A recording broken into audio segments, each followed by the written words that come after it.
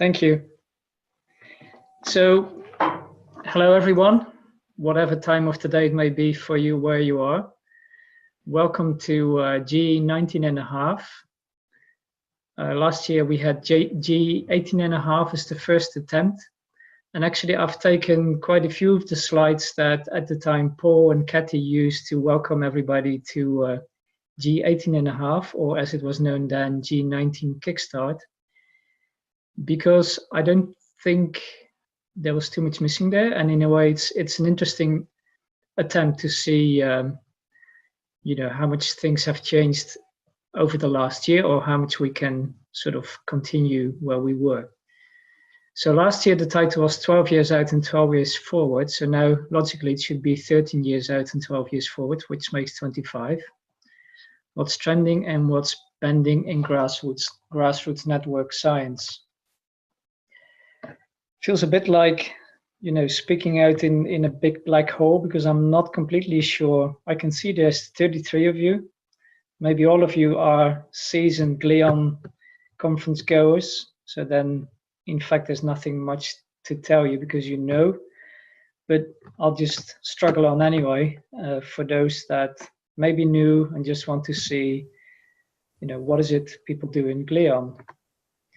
So this is like screenshots from G18.5, G19 Kickstart about a year ago.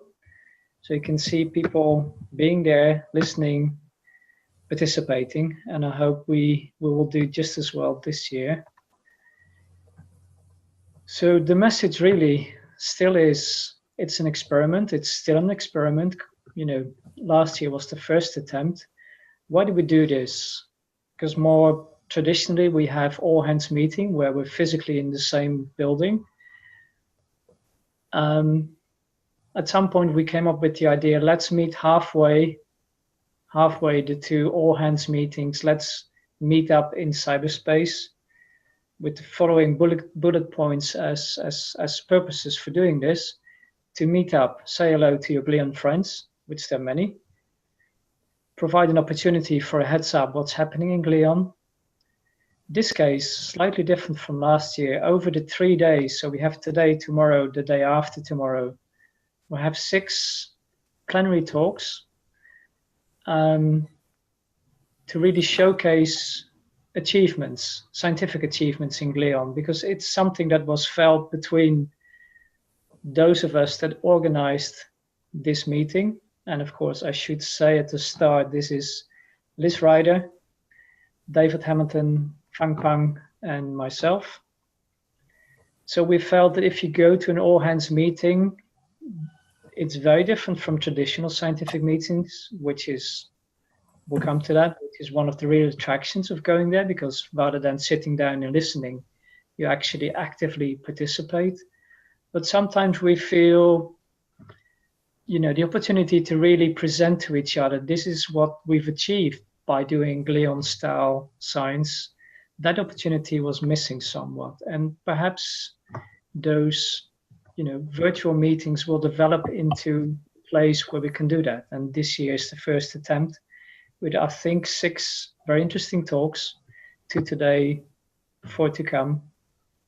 We'll see, what all of you think. And then finally, other than the talks, it's an opportunity for the GLEON working groups to get together and talk about progress since the last meeting leading up to the next one. So in a way to prepare ourselves, hit the ground running once we're in Australia in December. This is a slide I've used internally to convince the Dean, Director, when I needed money for my lake platform. So why lakes? In Geneva, as you can see on the top, in a way I don't need to explain why lakes are important, because we sit right at the border of Lake Geneva, which is the biggest lake in Western Europe, at least the biggest volume, because it's quite deep. So why lakes? They provide crucial ecosystem services to society, the true hotspots of biodiversity, and they act as sentinels of change because they integrate information from all over their watershed. So that's something we've all used, I guess, when we write proposals. If the authorities care about monitoring the state of the environment where they are, the best thing is to monitor your lake, because nature will do half the work for you. It's all nicely integrated through the watershed in the lake. So monitor your lake and you know how your country is doing. Lakes are true hotspots of biodiversity, but the decline in biodiversity in freshwater ecosystems is even faster than in terrestrial and marine systems, because lakes being so central in the watershed, they're under immense environmental pressure from us. So if we are to understand and manage lakes in a changing world, we must study them, and we must study them at appropriate scales of time and space. I didn't really realize this myself, but when the GSA asked me, can you write a blog for the GSA blog and introduce yourself? I went back to the start and I realized throughout my career, this is actually something I've been doing. I worry about the appropriate scales of time and space in lake ecosystems. And that seems to fit very well with what we do in GLEON. And then I say progress requires an interdisciplinary approach, very typical of GLEON, but in the true spirit of limnology, which was founded. Limnology was founded by Alphonse Forel in the Lake Geneva region. Hello? Okay, I'll just continue. About 100 years ago, and we need innovation in sampling and monitoring techniques. Because when Forel wrote his book, Le Léman, the first limnological monography on Lake Geneva, as you can see in the pictures, we really haven't changed all that much in the way we study lakes, whereas the challenges for lake ecosystems really have gone up. So I do think, we can improve things, and this is where I think GLEON comes in. So here's the mission statement for GLEON. It conducts innovative science by sharing and interpreting high-resolution sensor data to understand, predict, and communicate the role and response of lakes in a changing global environment. A few things that strike me. I looked it up again this morning, and it's something we discussed a few years ago. What is our mission statement? Innovative science, like I just said, yes, that's what we need to meet the challenges of lakes in the 21st century. But we do innovative science, first of all, by sharing data. So that in itself, the way we work together is innovative. So it's not just that we have innovative sensors and buoys and platforms, but the way we work together. And I think that is crucial for GLEON. So we aim to understand and ultimately to predict and to communicate the role and response of lakes in this changing world. So network lake science, that is sort of the short version of the mission statement, the one that goes on your t-shirt or your coffee mug. And the word that is underlined here is networked, because we often say we're three networks in GLEON. First of all, we're a network of lakes and lakes with sensors on buoys or observatories. We find them, I'm not completely sure it's up to date because this morning the GLEON website was under maintenance. But let's say this is up to date. We are on 6 continents. You can't do much more than that in 55 countries. You can see we're still, the dominance is in North America and in Europe, but we are spreading more and more also to other continents, and there's even a dot now on Antarctica. So typical pictures of buoys, some more simple, some more complicated, more expensive. They come in all sorts of shapes and sizes. And the strength of having buoys in so many lakes is that now we can compare the behavior of lakes under impact of a changing environment, not just in one lake, where you're never sure if what you get is representative. We can do it in many lakes. We're a network of lakes and sensors, and of course the sensors give us data, so we're a network of data. And the data result in papers, as will come. But above all, we're a network of people. If you look at the graph, the bottom left, that's pretty impressive, right? It's still growing almost at the same rate as GLEON has been growing since the beginning. You can see in the pie chart on the right how many countries we are. So I think this in itself is a sign of a healthy network, because it's not a network like some others that is decaying. It's a network that is still gaining, people. And as you can see, many young people. About a third of GLEON are graduate students. And of course, they are the life and blood of GLEON, not only in the future, but already today. So what keeps us together and helps shapes the science? Face-to-face and virtual meetings. Well, at the end is the second time we do this. Governance structure, I'll come to this. Working group activities. The working groups are the heart and soul of GLEON. And again, for those of you that may be listening that are new, I'll explain one slide what working groups mean and how they function. The ethos of data sharing and collaboration.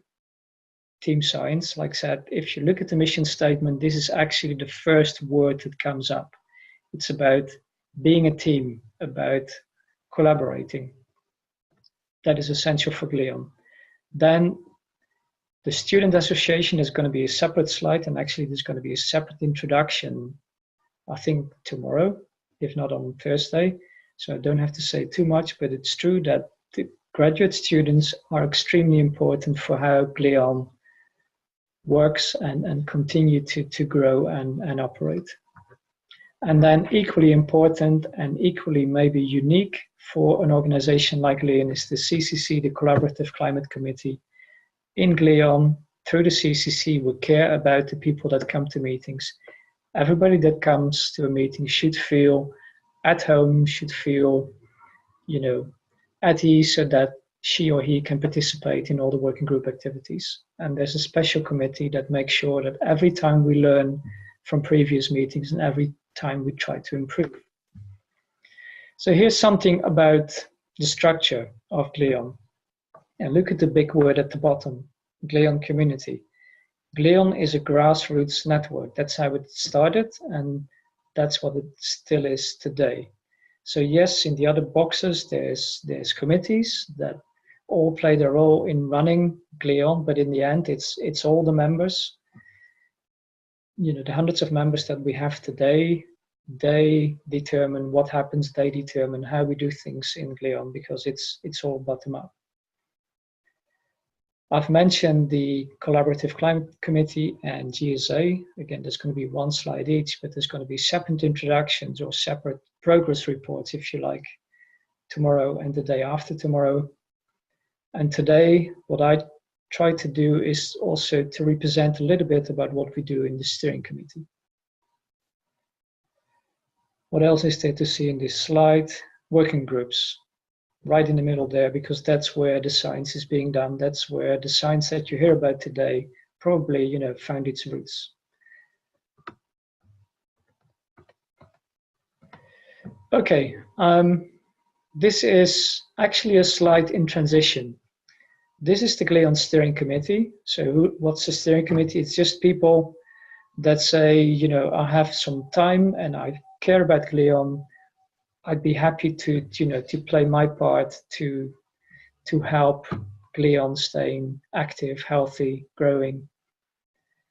We just had steering committee elections. There's a whole procedure for that. So we have operating procedures and principles that we follow, also in something like elections. So of the faces here, I still use this slide because I didn't want to sort of miss the opportunity to say those are the people that over the past few years, the past year, have tried to lead GLEON. So you see Paul and Kathy. Kathy just rotated off as co-chair. I come on. There's Elvira, Lisette, Alo, Fang Pang, Blaise, and John for GSA, although this is also in transition. David Hamilton, Matt Hipsey, Kaylin Carey, Tom Harmon for CCC. Again, there's a new face there now, and Evelyn Geyser. All of them, we're very grateful for all they have done and all they do for GLEON. And one thing that you can see by looking at the pictures and the map, what we try to do in the steering committee is to be representative of the diversity in gender. Just go around and look at the pictures. Diversity in where people live and work. So we try to be in every continent where we have GLEON members. We try to have somebody on the steering committee. Africa is the obvious omission at the moment.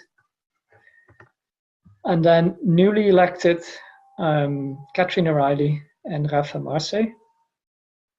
2 pictures. Lisette, who was on the previous picture, has been re-elected, so she was one of the 3 people that got elected recently.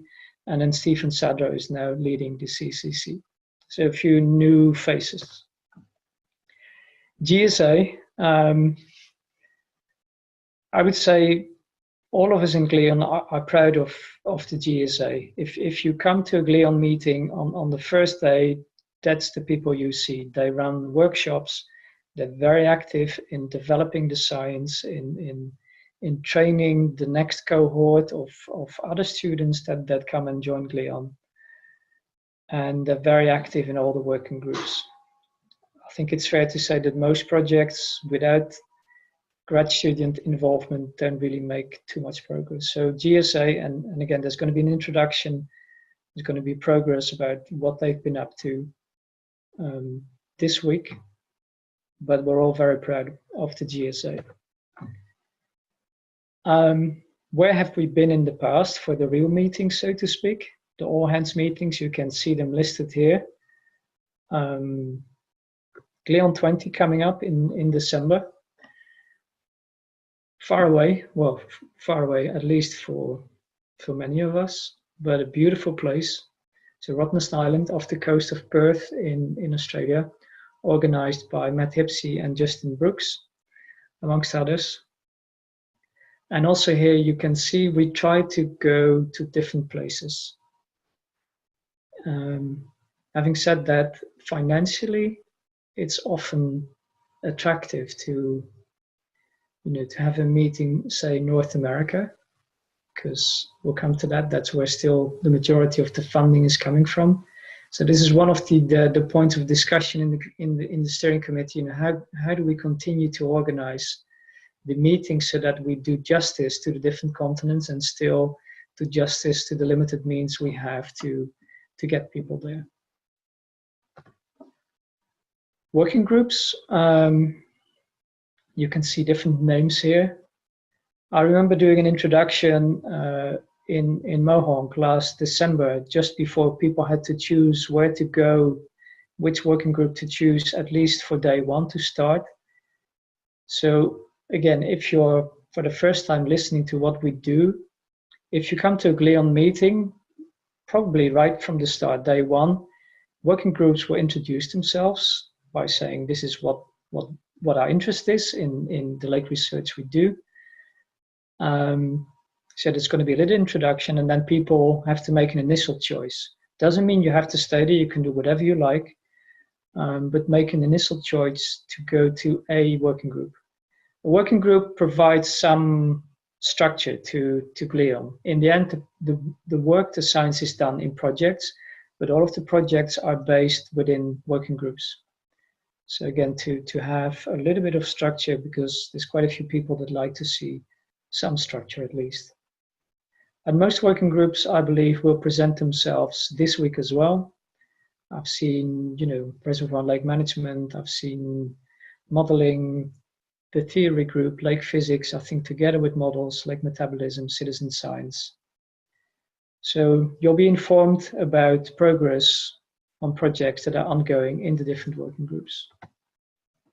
And here just a few pictures of people coming together, discussing new ideas. In a working group, yes, there's ongoing projects, and you can go to Project Tracker on the GLEON website to see what are the projects that are ongoing. This is a system like a traffic light.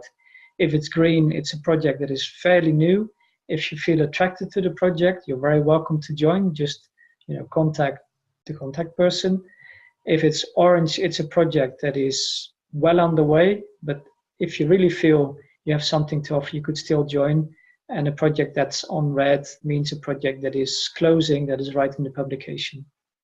But every GLEON meeting, we put a real emphasis on new ideas, new projects, and then whoever is there, you can participate, you can even take the lead, and hopefully, bring it to completion. I just need to check what time it is. Okay, I'll finish in a few minutes then. Back to the coffee mug slogan, Network Lake Science. We've emphasized network because we're a network of lakes and sensors that bring a network of data, and above all, we're a network of people that collaborate. The science, this is a graph that Paul and Kathy made last year. So again, there's probably more up-to-date information, but I couldn't access the website this morning. But yes, you can see the number of papers since the beginning, it's growing. Some years are higher than others. But what is interesting to see is the number of papers that actually take data from more than one site. In the beginning, that was very rare. And now you see actually more and more purple bars coming up. And that is one of the ideas, of course, of GLEON, that, like I said, if you compare between lakes, you probably get a much better understanding of how lakes function, how lakes respond to environmental change than if you look at your own individual lake. And whereas GLEON started really as a network of people working with sensors in lakes, more and more that is not necessarily the case. If you look at the number of GLEON people that are members and the number of people with a buoy or a platform, there's more people without a buoy, without sensors than with. Doesn't mean you cannot participate, and more we see projects, some of the early ones were Spring Blitz and Storm Blitz that will be discussed this week, where people go out and maybe sample in traditional ways. But by bringing data from different lakes together, again, we get a much better understanding of lakes. And here are a few examples of papers that have come out resulting from GLEON over the last few years.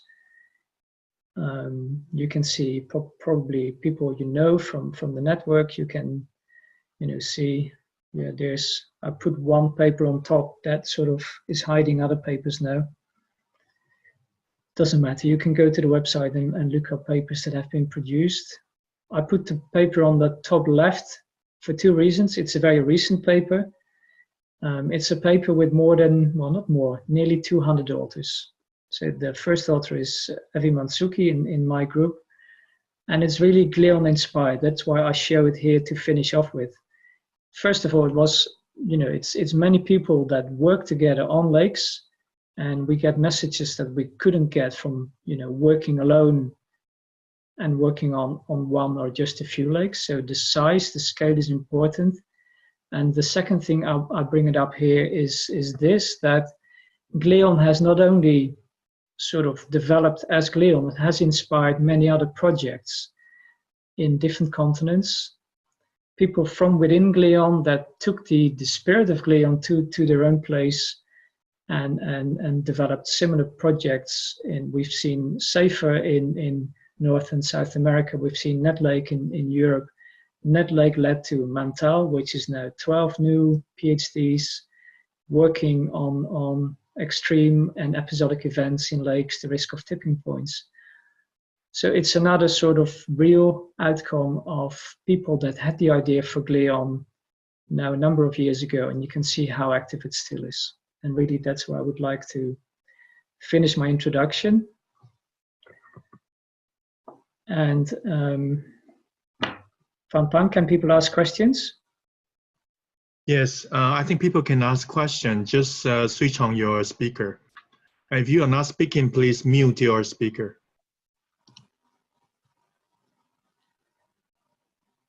And how do I stop sharing my screen? Full share. Just press your share screen again.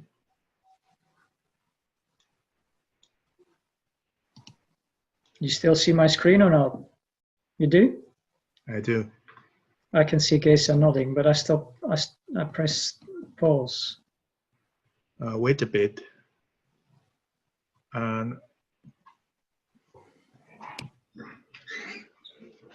If you like to ask questions, you probably can you can wave your hand, and